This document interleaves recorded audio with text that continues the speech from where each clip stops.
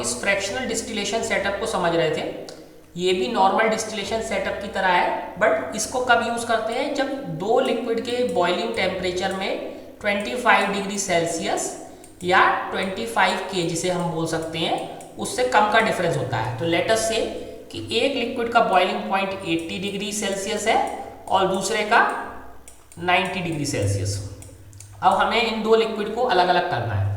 तो कैसे होगा, पिछले वाले में प्रॉब्लम क्या थी कि जैसे ही हम फ्लेम जलाते हैं तो हमें ये एग्जैक्टली नहीं पता चल पाता कि हम कंट्रोल कर पा रहे हैं या नहीं कर पा रहे हैं। लेट अस से कि अगर हमारे फ्लेम का टेम्परेचर 85 वाले के लिए है, हमारा टेम्परेचर नियरली 85 है, तो हमारा 80 वाला तो इवेपोरेट होगा ही होगा, साथ में 90 वाला भी बहुत तेजी से इवेपोरेट होगा। अगर आपको याद हो तो इवेपोरेशन टेम्परेचर पर डिपेंड करता है, तो बहुत कम की जगह बहुत ज़्यादा इवेपोरेट होने लगेगा क्योंकि उसके बॉइलिंग पॉइंट से ये इवेपोरेशन पॉइंट बहुत थोड़ा सा ही कम है।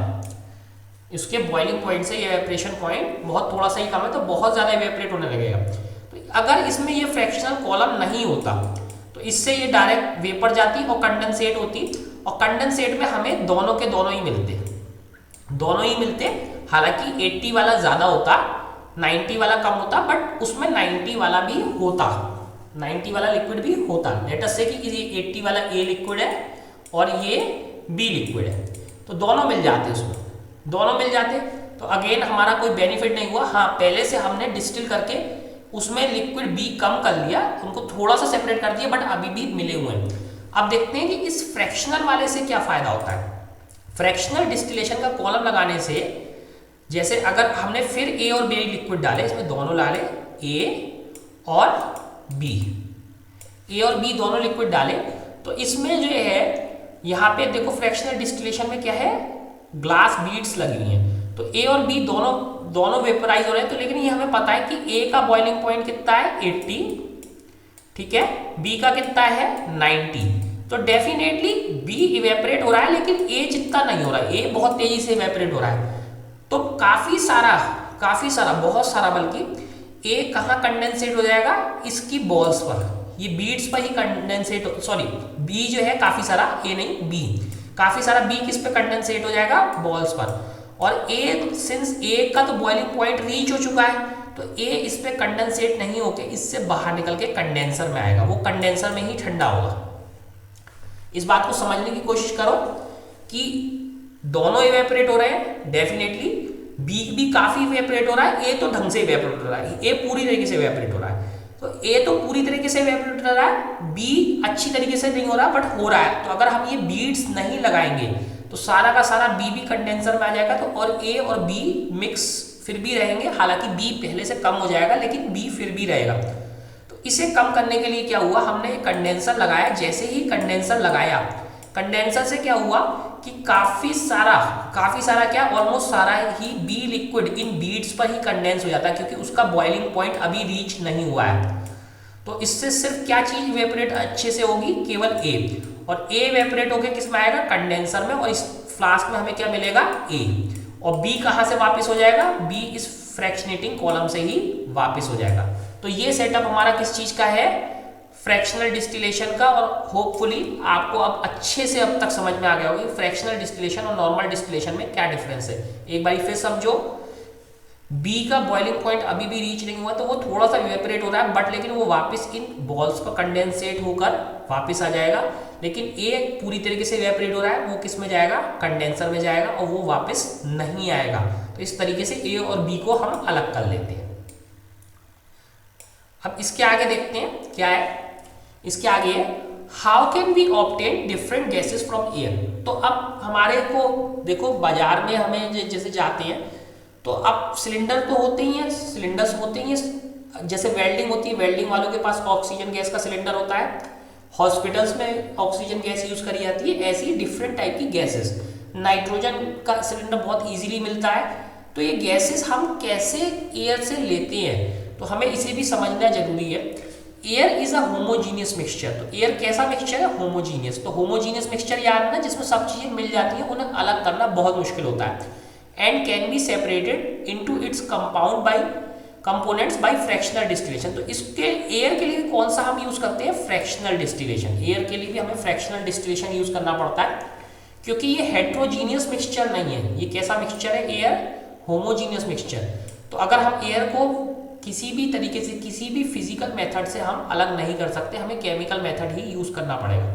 द फ्लो डायग्राम 2.11 ये फ्लो डायग्राम है, shows the steps of the process. तो फ्लो डायग्राम में स्टेप्स देखते हैं कि कैसे अलग करते हैं।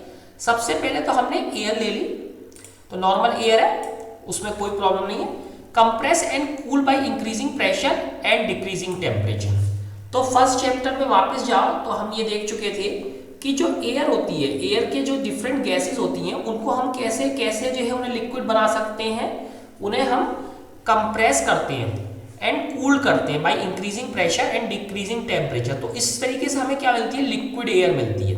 तो पहले हमने जो एयर गैसियस एयर है, गैस फॉर्म में है, उसे हमने किस फॉर्म में करा? लिक्विड में। और आपको याद हो तो लास्ट चैप्टर में मैंने पढ़ाया था कि गैस को लिक्विड में कन्वर्ट करने के लिए केवल प्रेशर से काम नहीं होता, केवल टेम्परेचर से काम नहीं होता, दोनों चीजें चाहिए। जैसे हमारे एलपीजी के सिलेंडर भरने के लिए केवल प्रेशर से उसको आप एलपीजी में कन्वर्ट नहीं कर सकते, आपको पहले उसे ठंडा करना पड़ेगा, फिर प्रेशर डालेंगे तो वो किस में कन्वर्ट हो जाएगी? लिक्विड में, और उसके बाद आप सिलेंडर में भर देते हैं। और एक बार ही लिक्विड में कन्वर्ट हो गई, फिर वो लिक्विड रहेगी जब तक प्रेशर बना हुआ है। फिर उसके बाद वो टेम्परेचर नॉर्मल होने पे भी जब तक आप उसमें प्रेशर रिलीज नहीं करेंगे वो उसमें गैस में कन्वर्ट नहीं होगी। तो इसे समझने की कोशिश करो। टेम्परेचर कम करते हैं, प्रेशर लगाते हैं, तो गैस किस में कन्वर्ट हो जाती है? लिक्विड में। आपके गैस के सिलेंडर में वो होती है। तो जो गैस का सिलेंडर होता है बहुत छोटा होता है, उसमें बहुत ज़्यादा जो आपकी गैस होती है, तो प्रेशर होता है उसमें। प्रेशर की वजह से जैसे ही आप उसका नोजल खोलते हो या अपने जो सिलेंडर का रेगुलेटर ऑन करते हो, गैस प्रेशर से बाहर आती है, वो किस फॉर्म में आती है? गैस फॉर्म में। लेकिन अंदर किस फॉर्म में रहती है? लिक्विड में। लेकिन पहले लिक्विड बनाने के लिए आपको टेम्परेचर कम करना पड़ेगा ही पड़ेगा।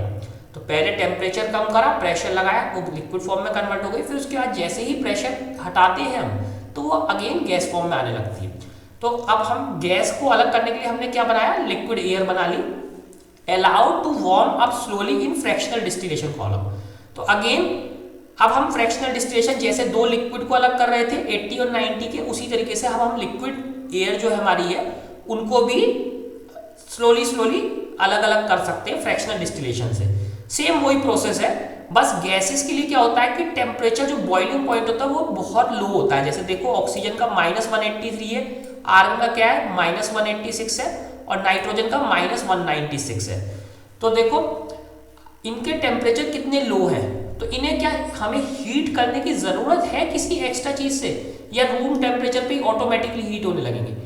ये रूम टेम्परेचर पे ही ऑटोमेटिकली हीट होने लगते हैं, स्लोली हीट होने लगते हैं। और देखो इनके टेम्परेचर में कितना डिफरेंस है, इसमें कितना है? केवल 3 डिग्री सेल्सियस का है, और इनके टेम्परेचर में कितना डिफरेंस है? 10 डिग्री सेल्सियस का।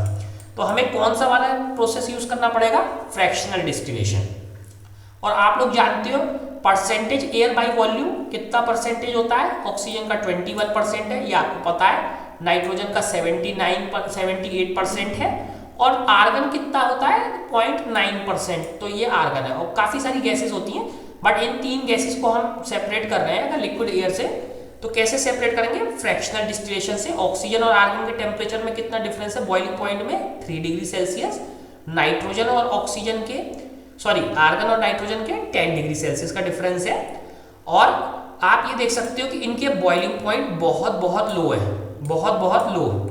जैसे ऑक्सीजन का बॉइलिंग पॉइंट कितना है? -183। वाटर का कितना होता है? 100, प्लस का 100, और ये कितना है? माइनस का 183। ऐसी आर्गन का कितना? -186। तो ये भी बहुत लो है। और नाइट्रोजन का कितना है? -196। तो बहुत लो टेम्परेचर है, बट प्रोसेस कौन सी यूज होती है? सेम फ्रैक्शनल डिस्टिलेशन की। तो अगेन जो बहुत ठंडी गैस है उसको जो है स्लोली लेट अस से इस फ्लास्क में बहुत ठंडी गैस है, और इसमें स्लोली इसे इवेपोरेट होने देते हैं। तो ये स्लोली इवेपोरेट होती है। तो सबसे पहले कौन सी इवेपोरेट होगी? सबसे पहले जो टेम्परेचर इसमें जाएगा वो नाइट्रोजन का जाएगा, ठीक है, उसके बाद आर्गन का, उसके बाद ऑक्सीजन का। ठीक, क्यों जाएगा देखते हैं।